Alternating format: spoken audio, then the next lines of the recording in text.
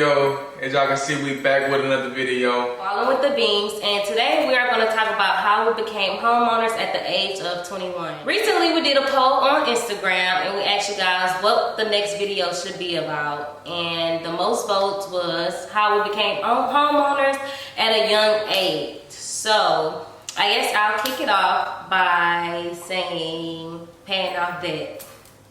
Pay off all of your debt. Like, that's like the first step to owning anything. Like, if you can't pay it all off, at least pay it down the best you can. Like, and that's not just with owning a home, that's with renting, or that's with anything major monthly that you're going to be obligated to pay. You do want to reduce your debt. I say that because if you have so many monthly bills, you're going to be overwhelmed with where's my money going, where's my money going. Oh, I'm feeling like I'm just working to pay bills, and you don't want to feel like that. You want to pay for something that you're comfortable in, and you want to be comfortable paying it. So that would be the first advice I would give on becoming a homeowner. I can say number two. You can get number three. I can say number two. I feel like becoming a homeowner, you need more than one income. I say the reason why is that because something may fall off, something may, you know what I'm saying, may trigger, and you have a backup plan. And that backup plan might help you out in the long run. So I feel like you need, definitely need more than one income when you owning a home. The next piece of advice I would give is credit score. That's to piggyback off what he said about having more income, and to piggyback off the first piece of advice I gave was paying off your debt. That helps your credit score. Both do. Having more income and being able to reduce your debt. So the credit score is like a major key factor in owning a home. Yes, you can have all the money in the world. You can put up this amount of money, but if you don't have income, a certain amount of income, and a certain credit score, that can affect your monthly and how much of a house that you'll be able to afford. So that's another piece of advice I would give, is working on your credit score. I have a ebook out that helps any young adult or adult in general on creating a better credit score, how to manage it, and how to repair it yourself without hiring anybody. So that would be a major, I guess. Four, I feel like the next step, I feel like saving. Saving I feel like is a big key. You gotta at least have some type of good type of savings in your savings account when you're trying to own a home. Well, I can say owning a home, you have to put down, that type of good, payment, where you got the closing costs, you got all that stuff. I ain't gonna get to all that, but you have that type of stuff. But at the end of the day, you gotta have a good type of savings account. When I say savings account, I don't mean a couple of thousands of dollars, like all that. I feel like you need some big money wise, because when you come into your house, you're gonna want something in your house. You're gonna want this, you're gonna want that. And if you don't have that type of money, then guess what? Monthly, you're gonna be paying monthly on everything. You're gonna be paying money on whatever you get, like as far as refrigerator, all the other stuff. You don't want to do that. So I feel like saving, I feel like you just need some big type of money to do that, because like I said, anything could happen. Yeah. I'm happy she said it. I'm happy she said saving. That's the key. That's right. If your checks, I feel like your checks. No, why should we save? I'm gonna ask you, and you just answer the question, because you be going way off the. Okay, so Trey said another key factor is saving. I'm gonna ask him, why do you feel like saving is a major part that plays a role in being a homeowner at any age? Why is saving important? Saving is important because anything can happen. Okay, how do I save? Take $800 a check every 2 weeks, and I live with my parents. I have a car note. That's my major responsibility. Okay. What piece of advice can you give me? Then how much is your car note? My car note is $200. $200, $800. You have $800, right? She But had. I eat out so No, much. I don't like Go cooking. buy some bread and some bologna sandwich or something. Like she said, her stuff is $800, and her mainly bill is her car note, which is $200. So she left with $600. What I say is she get paid every 2 weeks. She only thing she got is her car. Put that 200. I have insurance too. Yeah, what's your insurance? $150. $150. So she left with $450. Yeah. So $450. So what I'm saying is you got $450 left. What you'll do with that $450 is keep it in the bank. Or what you can do. So what am I supposed to do to eat? Or you stay with your parents. They should have some food at the house, huh? But my mom makes me get my own food. Okay, then I use that 50 to go get groceries. Just go get groceries with that 50, keep that 400 and put it. I just do it the same monthly. I used to work at HEB. My checks was $450 every week. $450 every week, right? Guess what I did? I put that 400 in my bank and I lived off that 50. I didn't have a car note. I didn't have insurance for my car. I'm sorry, I didn't say that. I didn't have no insurance. I had a cash car. So what I did is, with that $400, I put it in the bank, use that 50 because I know I'm gonna get paid next Thursday. You know what I'm saying? Gas in my car was like what, $20? So I knew I'd have to live off that 50. So every time I got paid, I was steady putting $400 in. This is when I was staying with my parents. $400 in my bank account, $400, and it built up and now look, boom. You start seeing 2,000, start seeing 3,000, 4,000, and then before you know it, $10,000 in your bank right there. So what I'm saying is, if you got your nails, I understand y'all want to look cute. You got your nails, you got your lashes, you got your hair, you got your all that. I understand that, but sometimes you have to say, you know what? I can't get my hair done today. I can't get my nails done. Not to interrupt. Go ahead. But basically, he's saying you have to sacrifice temporary things for a greater permanent situation in the long term. So if you want to get a house, you can set aside, okay, these 6 months I'm not gonna go out to eat. If I do, I'll have designated dates where I go out to eat. I'll have a budget that I only spend $50 when I go out to eat. I want a house in 6 months. I'm gonna start the process of paying off my debt, paying down my debt. At least I'll start the process of putting at least 75% of my check up. I'll start the process of looking at homes. What can I afford? I'll start the process of repairing my credit, or at least establishing some credit. You can sacrifice 6 months of your time, I swear. Save the amount that you feel you need to save for unexpected expenses that may come along when you do buy a house. You can prepare to get your credit score to where you want it to get, so that you can get the house that you want in the budget that you feel comfortable paying monthly. You can sacrifice that 6 months and say, okay, I'm gonna get a part-time job and put that check up.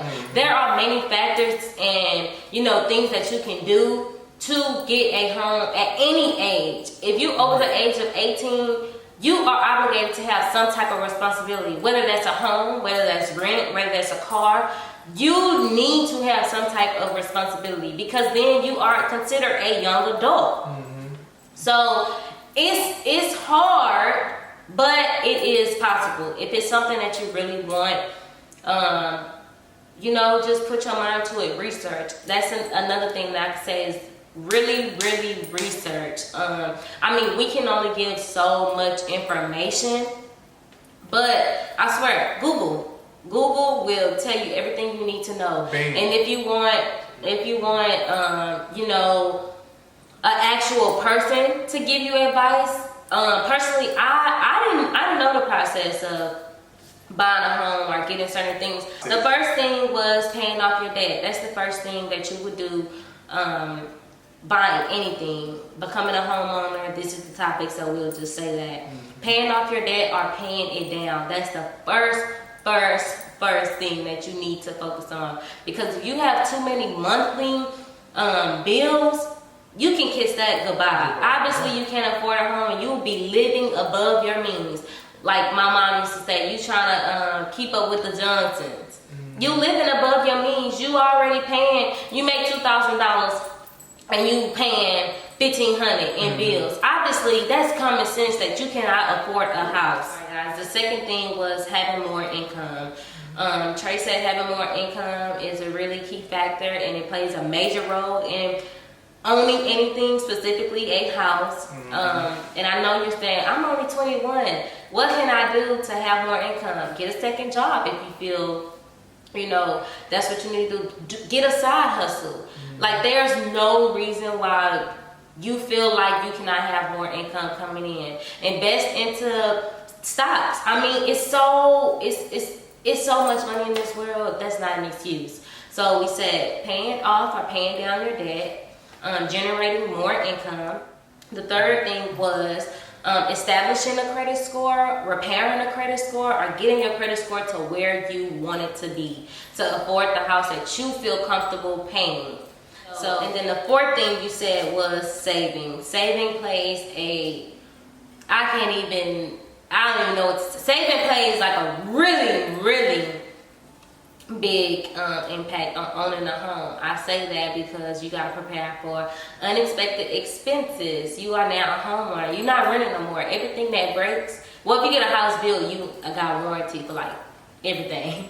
But you're responsible for everything that breaks or everything that needs repaired, or you know, you want to furnish your home and everything. So saving plays a major part in it. That when she was saying something about if your check's $2,000 and your rent is $1,500, one thing I noticed, you don't want to work knowing that you can't miss work because you have to pay your mortgage or you have to pay your whatever it is. So you working to pay this off. You working to pay this off. You don't have no money left over to do what you want to do at the end of the day, but you have to work to, you know, buy the, you can't, it's nothing that you can save. Every check you get, you can't save nothing. You understand what I'm saying? So I feel like if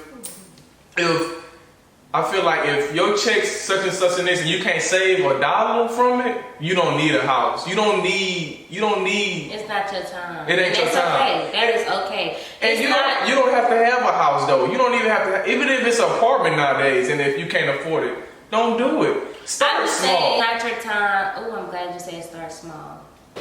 Yeah, sometimes society makes us feel like I need this right now, and you don't. I have that bad. I would be the one that look on Instagram and be like, oh my gosh, they got this, they got that. You know, I need, and be sad when I can't have it. But it's simply not your time. You're here for a purpose. You're here for a season. You know, don't hate, have. So to say that, he said to start small. Yeah. So yes, start small, but also be patient and get what you need. Not what you want, get what you need. So yeah, he did that. So get what you need. So start small. Make sure you're comfortable. Yes, start small, but make sure you're comfortable. Start small. Like I said, if your check's $2,000 and your goddamn rent, your mortgage or whatever it is $1,500, don't do it. Say, hey, don't do it. Just start where you at, man. It's gonna come. Hey, it might not come when you want it, but you're right on time, man. But that's our. So those are like five little key things. Piece of advice. I know y'all are wondering, how did we become homeowners? So we started the process in March. We didn't know we wanted a home at the time, but I mentioned it, and Trey, of course, he went for it. He like, whatever we want, we gonna go with it. But yeah, so we started looking, and at the time, we knew our credit was at a, at a good score. So we were like, let's go all in. We had money saved up, so to us, we didn't plan for it. That's why I'm giving y'all these pieces of advices. Our process is different. What works for us may not work for you. So I'm gonna give you advice, and then I'm gonna tell you what we did. So we just went ahead and did a pre-approval that lets you know how much of a house that you can afford. They check your income, they check your debt, they check your score, all of that. So we went ahead and did that, and we got a pre-approval of how much of a house we can afford. We kind of knew what area we wanted to be in. We knew we wanted to be on the southwest side of Houston. So we started looking over there. We are actually like, terribly, we out of town. But we really not. We're in like Richmond, Rosenberg. That is far. But we love it. But I love it though, yeah. Hey, we love it. So we got the pre-approval, we started looking, and then so our realtor actually said, well, why don't y'all build a house? That way you can get to how you want it without having all your money go towards making it how you want it. So I was like, So our area, they are expanding, so we was just looking around and we found a builder that we were comfortable with. We picked out everything we wanted, floor plan, whatever, and that started the process. Okay, so yes, that can start the process. That doesn't necessarily mean that you own the home that you are building. So during that 6-month period, they are literally digging into your life, like everything, making sure that you were in your job field for at least 2 years, making sure, you know, that you never missed a payment, making sure that you're not hiding no money or you're not lying. Bro. Yes, he wants to interrupt me so bad. Bro, they saw my check, my, what you call that, check summary. I took out $3,000, what you call it? Like 2 years ago. And they talking about yeah, they go far back. And then after that, what do we do?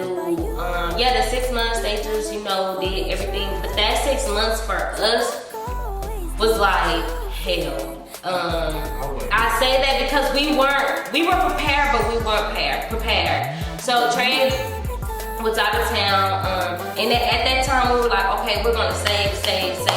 We're gonna pay our rent at the apartment. We were living in a townhome, but everything else was like saving.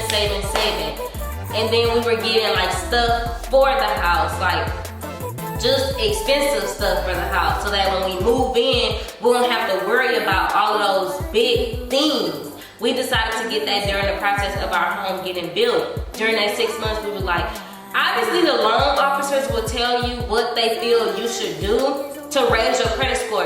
The home is getting built, it's not yours yet. So you have that process. Your credit score can change drastically in 6 months. It could go high or it can go low. They're gonna give you that financial advice to where, okay, this is what we think you should do. You should pay this much off, you should pay this much toward this. Obviously, I don't have any student loans. I was fortunate enough to go through college and just pay cash. So that helped me. I just had, honestly, stupid crap like dentist bills, Best Buy credit card, TJ Maxx, like I just had crazy stuff. And a light bill from like years ago that they said I didn't pay, they put on my credit. So we got so that we knew like, okay, we were ready for this. Because in those 6 months you can say, I don't want this no more. I ain't ready. I had some time to think about it and I want to back out. Yes, you'll lose the money that you put down, but you don't want to get into something just because of little money if it's going to save you more money in the long run. Facts. And then when it was time for us to actually close, that's when we found out how much we had to bring to the table. And obviously there's more to it, but we don't want these videos to be repetitive. Yeah, so just ask us. Yeah, just ask us. We don't want to hold y'all up for too long because y'all know y'all can, you know, you'll click out of it and do all that other stuff. But yeah, that's the 5 key things that we literally tell y'all to do, man. I kid you not. I came a long way. Y'all know me and y'all know her. We came a long way. Like I met this girl 11th grade going into my senior year. Yeah, my senior year. And we've been good ever since. And I'm truly happy that I found her because I was all in her DMs trying to, you know. Okay, we getting out. Getting in, let me get in that. But man, I want to thank y'all for the support though, man. We here, man, balling with the beans now, man. Don't forget to like, comment, and subscribe. And if you like videos like this, give it a thumbs up. And we gone. See you guys later. Yeah.